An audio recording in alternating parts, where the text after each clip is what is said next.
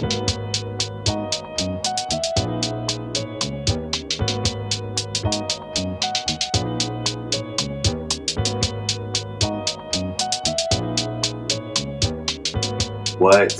goody?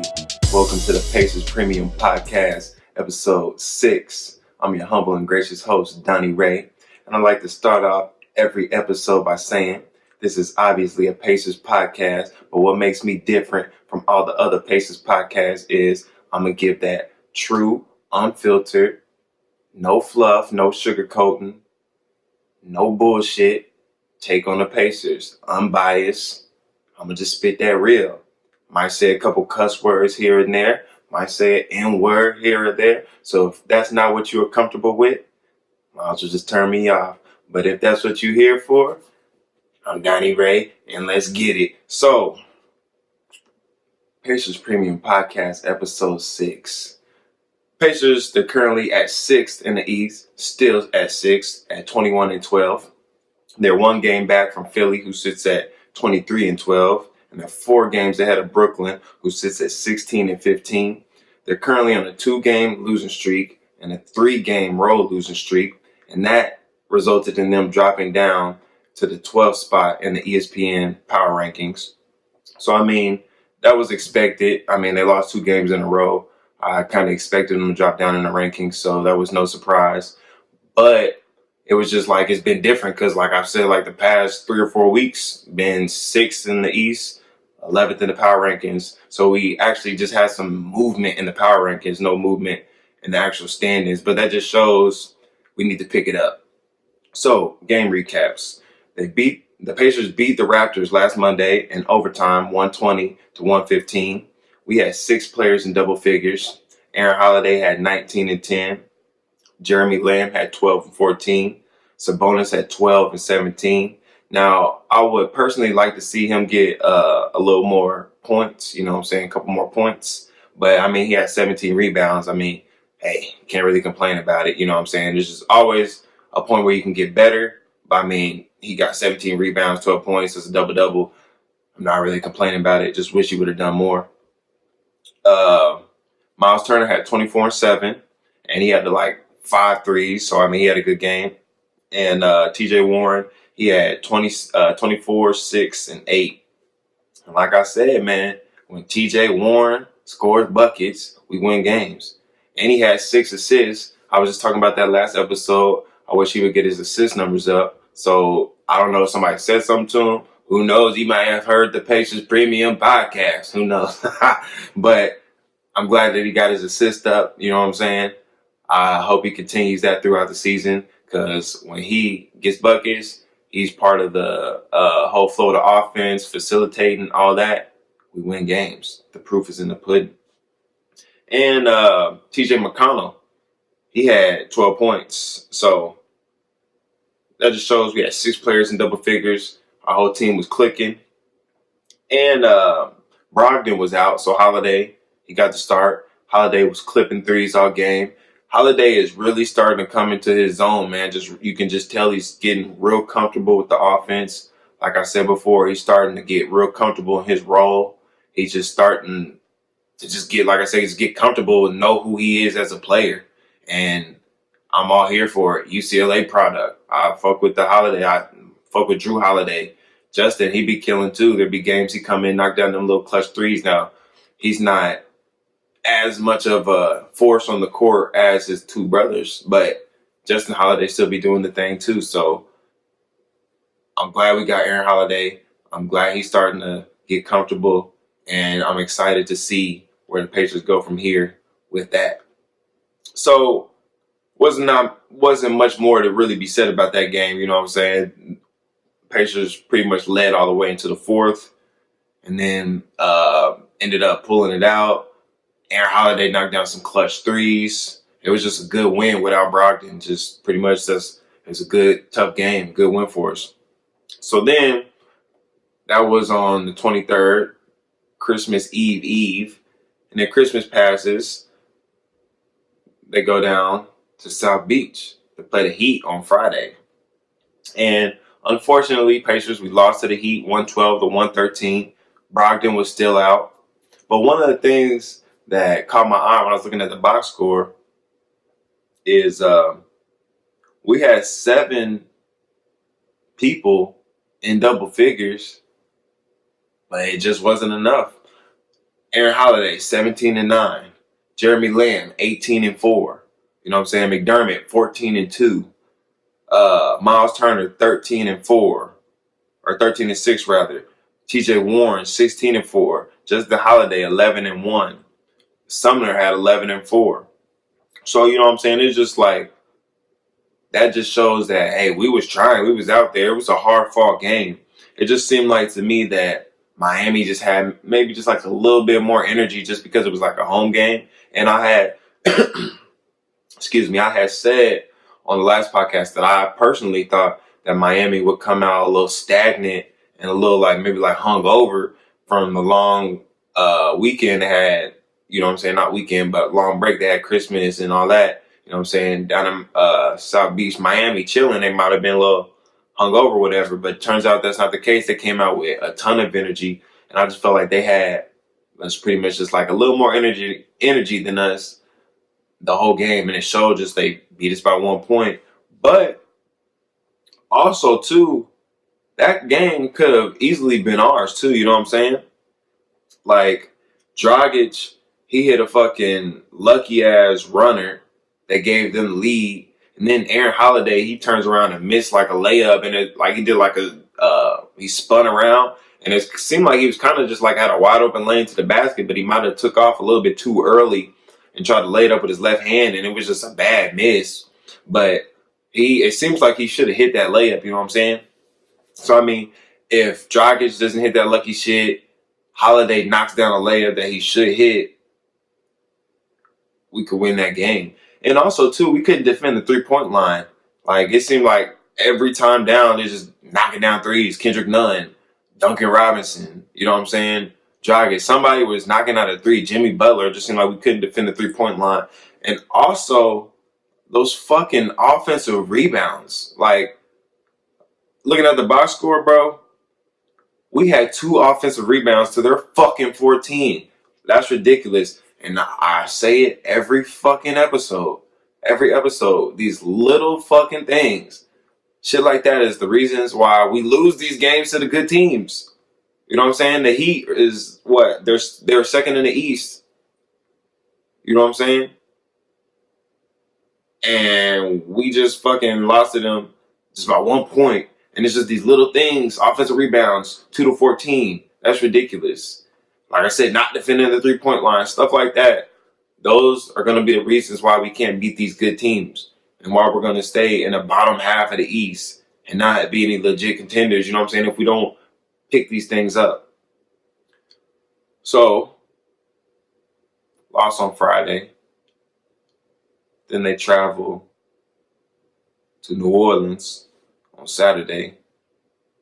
They get fucking stomped out by the Pelicans. Lost 98-120. Brogdon was still out. You know what I'm saying? And we had 7 players in double figures last game. The Pelicans had 7 players in double figures this game compared to our 2 players in double figures. We had Aaron Holiday. Compared to our 3 players in double figures. We had Aaron Holiday, who had 25. Sabonis, who had 15-6. And TJ Warren, who had 20-1. And it's just like, we couldn't buy a basket. I've said that before, but we didn't break 100. 98, so close, but we didn't break 100. And we just couldn't knock down any shots. And the 3-pointers as well, they were killing us. We shot fucking 21% from 3 compared to New Orleans 43% from 3. So it's just like, you know what I'm saying? When it's just not our night. It's, you know, some nights it's going to be like that, but it was ridiculous. And I'm talking like the ending score looks bad, but honestly, it didn't really get that bad until about halfway through the third. You know what I'm saying? We were going back and forth, but until then, and once it got to like halfway through the third, they kind of just took off from us. So, you know what I'm saying? Is the first back-to-back loss for the Pacers since the beginning of the season when they lost 3 in a row. So that's kind of concerning. Maybe it's just like I said, the holiday break we got from Tuesday to Friday off. Maybe that threw them off. You know what I'm saying? Who knows? But we need to pick that up. We got a game on Tuesday against the Sixers. That's going to be a tough game. We'll talk about that later. But it's just like we need to pick this up. We shouldn't be losing back-to-back games, especially when one of the back-to-back games is the fucking Pelicans. That's like, no disrespect to the Pelicans, but you know what I'm saying? We shouldn't be losing to the Pelicans. So, speaking of Pelicans, apparently Zion, you know what I'm saying, he dunked in the warm-ups before the Pacers game. So, who knows? I personally think they talk about he's going to come back after the new year. So, that's obvious because, it's just obvious. There's only one day left. But if they don't have any serious playoff contention, I honestly don't see the point. So I'm not going to get too much deep into that. I just want to touch on that real quick because they said it's the first time he dunked, you know what I'm saying, in public view since his injury. So I just want to speak on that. And it was against the Pacers. But this is a Pacer podcast, so I'm not going to talk too much about that. But just like I said, if they don't have any serious playoff contention, they might as well shut down Zion and let him get fully in the NBA shape, work him out and stuff like that. Because I don't see the point in risking an injury. That's just my take on that. So, speaking of Pelicans game 2, the Holiday brothers were the first three brothers to all play on the NBA floor at once. You know what I'm saying? So, I thought that was interesting. And another thing is like they genuinely fuck with each other. Like all three of them, Aaron, Justin, Drew, like they genuinely all fuck with each other. And you know what I'm saying? Motherfucker might be like, duh, but now you don't always see that like brothers and sisters like I got a sister and they're like, that's my nigga, we cool, but like, you know what I'm saying? We don't talk like that. And I feel like they talk all the time, you know what I'm saying? Like I feel like their connection, like they genuinely are like friends, you know what I'm saying? Like me and my sister, I wouldn't say are like friends, like that's my sister. I love my sister, I fuck with my sister, you know what I'm saying? But I feel like they're genuinely friends. Like if they weren't brothers, they would still be cool type shit, you know what I'm saying? So I feel like they genuinely fuck with each other, and that's interesting. And it was interesting. I was watching. I don't even remember what game it was, but they asked Aaron what his dream team like 3-on-3 would be, and he said him and his brothers. And it's just like, you know what I'm saying? Like that shows like they genuinely fuck with each other. And I just like, I don't know. I just wanted to bring that up. I just thought that's interesting. I just fuck with that because you don't see that all the time. You know what I'm saying? So I fuck with that. And make sure, Pacer fans, Pacer Nation, we go out there and we vote for at least Sabonis for the All-Star game. He deserves it. Come on, let's get him to the All-Star game. I voted for Brogdon as well. But let's go out there and make sure we voting to get our Pacer players in the All-Star game. We need to make sure we represent and at least get at least one Pacer player into the All-Star game. You know what I'm saying? We got to get at least one, man. So make sure you voting on Google. Go to NBA website. Vote from your phone. I voted 3 different times. Shit, just get out there, vote for Sabonis, man. He deserves it, man. He's 4th in the league in rebounding at 13.5. You know what I'm saying? He's ranked 3rd in power forwards and efficiency at 25.8%. And he's only behind Giannis and Anthony Davis. So come on, man. Let's go out there and vote for Sabonis, man. He deserves it. Let's get him to the All-Star game. So, Sabonis signed a big contract in the preseason, off-season, whatever you want to call it. And The year before that, Myles Turner signed a big contract. And I'm not going to talk too much about it because we talk about Myles every week, but it's just been reports. Are you talking about the trades? There's been reports that the Pacers are reluctant. Pacers are reluctant to trade Myles Turner, and he's been picking up his game. You know what I'm saying? He's been picking up his game. Hey, like I said, people think I hate Myles Turner. I don't hate Myles Turner. I just call it how I see it. So games when Myles wasn't performing, I call him out on it. Games he's been performing, I give him his props. So he's been performing lately, and he's shutting me up. Hey, I'm not one to not to admit when there's wrong. You know what I'm saying? So I might have been wrong. It's still the verdict's up in the air, but he's proving me wrong right now. He's been picking it up, and I hope he continues to prove me wrong. I want to be wrong when it comes to Myles Turner. I don't have nothing against him. I just want the Pacers to win championships. That's it. That is it. That's it. I want the Indiana Pacers to win a fucking championship. That's it, bro. That's it. I'm hard as fuck on people because that's what I want, bro. I know what we're doing now hasn't got us to where I want to be. So I'm always going to have an opinion on what we should be doing. So, hey, I'm entitled to my opinion, and I'm going to give it. So I don't have anything personally against Myles Turner. I just want us to win championships. And when I feel like things aren't working in the best to win us that, hey, I'm going to speak on it, bro. You're not performing, I'm going to speak on it. Hey, like I said, this Pacers Premium Podcast, I'm not going to hold my tongue, no sugarcoating, no fluff, no bias. So when you do good, I'm going to give you props. When you do bad, I'm going to talk about it. It just is what it is. So, Myles seems to not be going nowhere. And I'm not mad about that. So, injury report. Edmund Sumner, he's injured.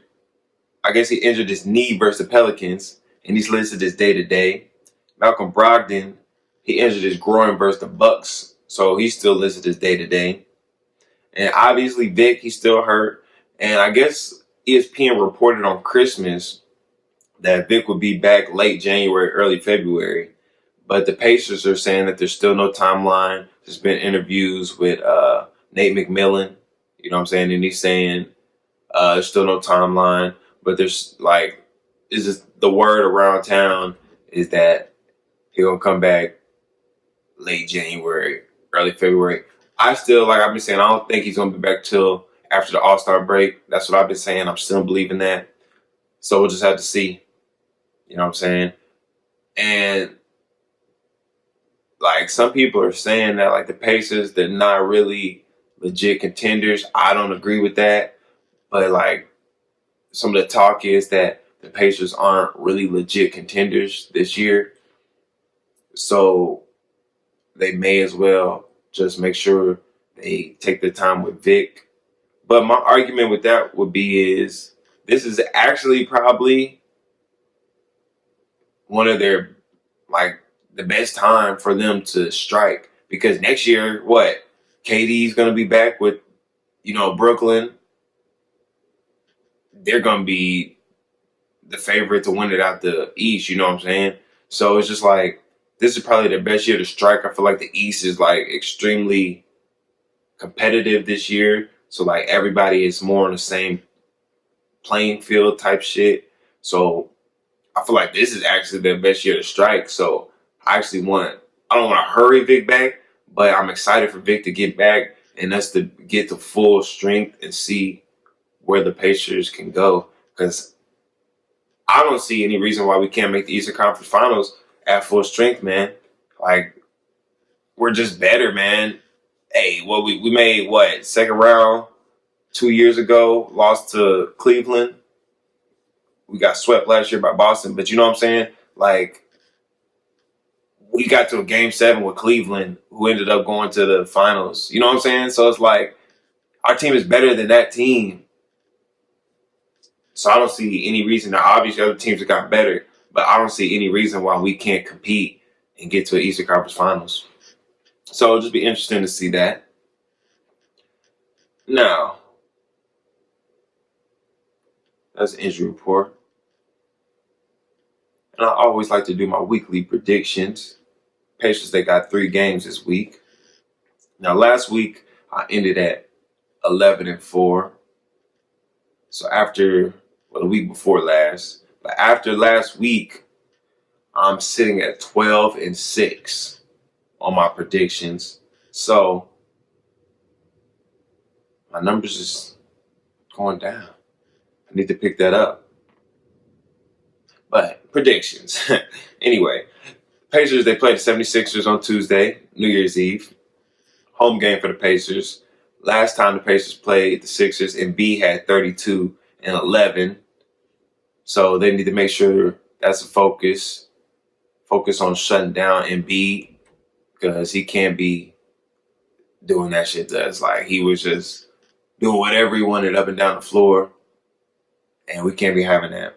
So the only injury that Philly has is Matisse Thybulle, and I feel like Pacers coming off a little break, 2-day break, Sunday, Monday. They lost 2 in a row. It's going to be a home game. I feel like they'll come in with some energy, and I feel like they'll beat Philly. Now, it's definitely going to be a tough game. It's always a tough game with Philly, but I feel like we'll definitely beat them. I feel like we're going to have like the energy come out and want to prove something, especially Myles, since people were talking shit about him last time. I was talking shit too.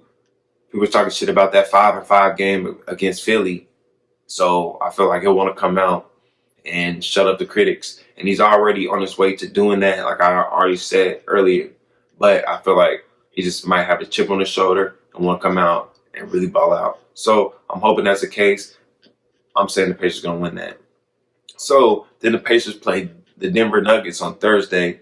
That's a home game. The Nuggets are second in the West at 23-9. Gary Harris is listed as day-to-day, and Michael Porter Jr. started last game, and he scored 19. So he's coming on, and they're actually talking that he may overtake Gary Harris in the starting lineup. I guess that's what Mike Malone might have specifically said, that they may eventually end up happening. I guess Gary Harris isn't having the type of year. I didn't really look too much into it. This Patriot podcast wasn't too concerned with it. But that'll just be interesting to see. And I hope that Michael Porter can stay healthy and ball out, because I remember that he was like one of the top recruits. Like, he was definitely recruited higher than Zion, you know what I'm saying? I mean, rated higher than Zion and just all them. He was just one of the top. He might have been like number 1 at one point. So it'll just be interesting to see what happens with him.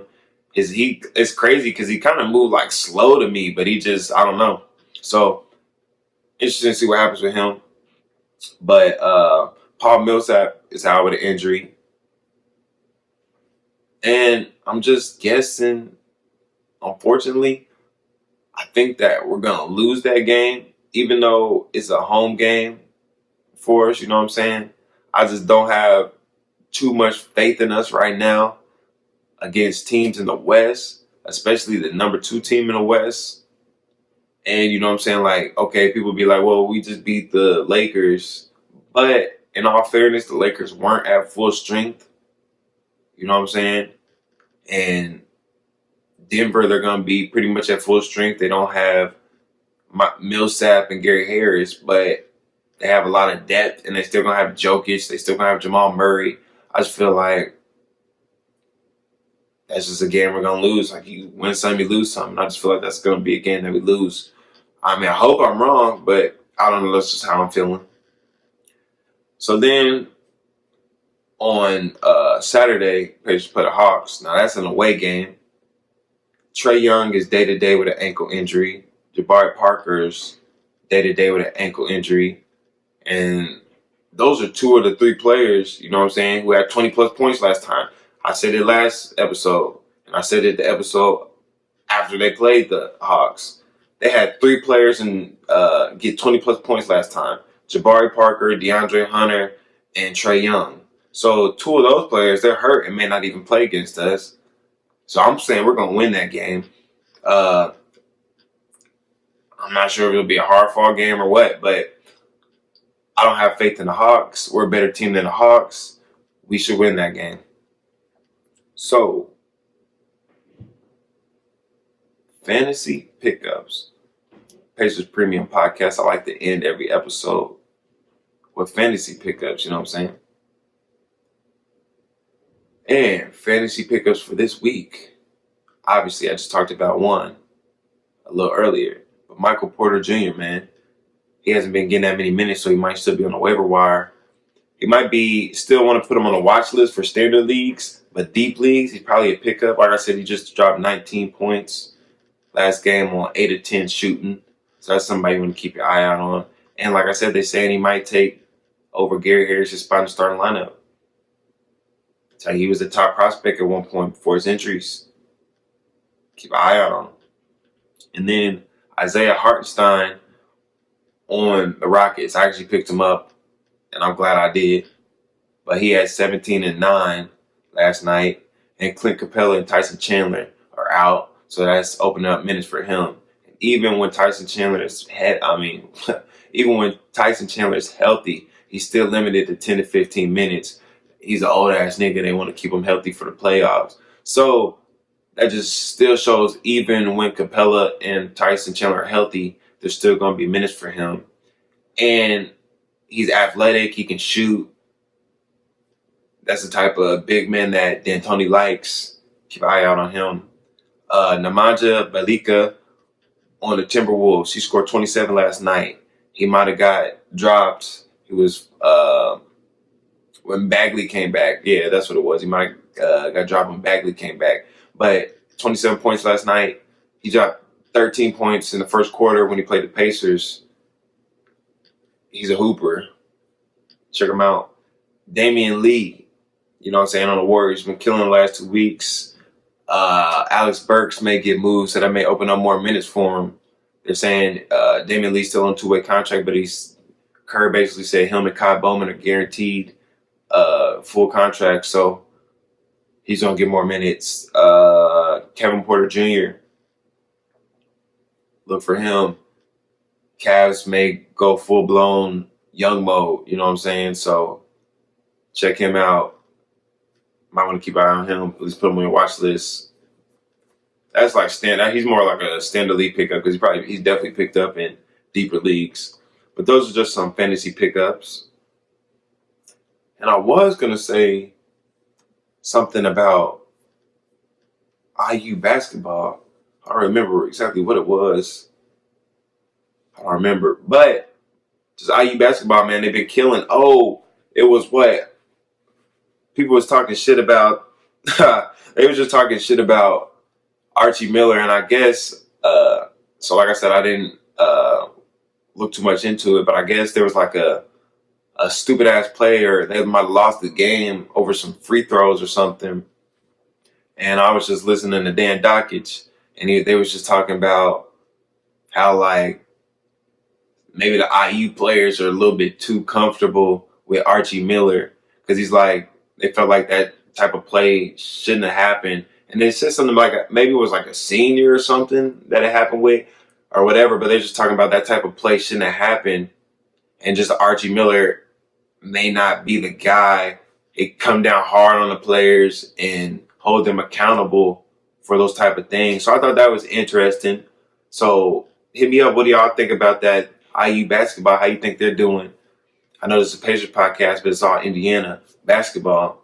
So I just want to see what the people think about that. How y'all think IU basketball doing? If you think how far you think they can get in the tournament, if they make the tournament, it seems like they probably will. Last time I checked, they was like 8-1 or 9-1 or something like that. But it'll just be interesting to see. What do you think about Archie Miller? I never was too, I don't want to say impressed, but for lack of a better word right now, I was never too impressed with the Archie Miller signing. Like I came from Dayton. I mean, I just rather have got somebody else. People were there talking about Steve Alford at the time. I don't fuck with Steve Alford like that. He was UCLA coach. He was underwhelming there, so I wasn't too hell bent on no Indiana type signing like that. But I wasn't impressed with that Archie Miller signing.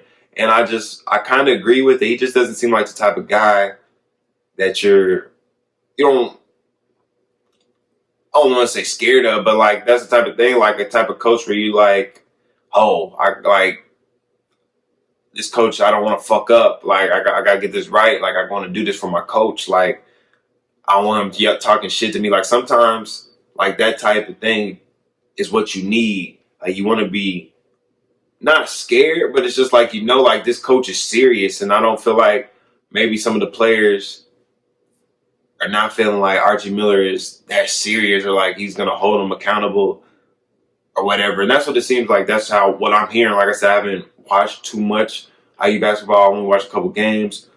I didn't do too much research about it, but just that's interesting. And I just want to see what the people think. Is that really how it is? Or is it just Dan Doc is talking shit or just whatever? Just let me know what y'all think about IU basketball. Hit me up about that. What do you think about Archie Miller? How far you think they can go in the tournament? How well you think they're going to do? So hit me up about that. But this has been the Pacers Premium Podcast, episode 6. Make sure you follow me on social media at Black on Black. That's on Instagram and Twitter. BLACK on BLACC. Make sure you subscribe. Make sure you rate us. Yeah, subscribe on Apple Podcasts, wherever you listen to your podcast, SoundCloud. Make sure you rate us, like us, 5 stars. Like my man Bomani Jones says, if you give us anything less than 5 stars, I am inclined to believe you are a hater. So, like I said, this has been the Pacers Premium Podcast, episode 6. We out this bitch.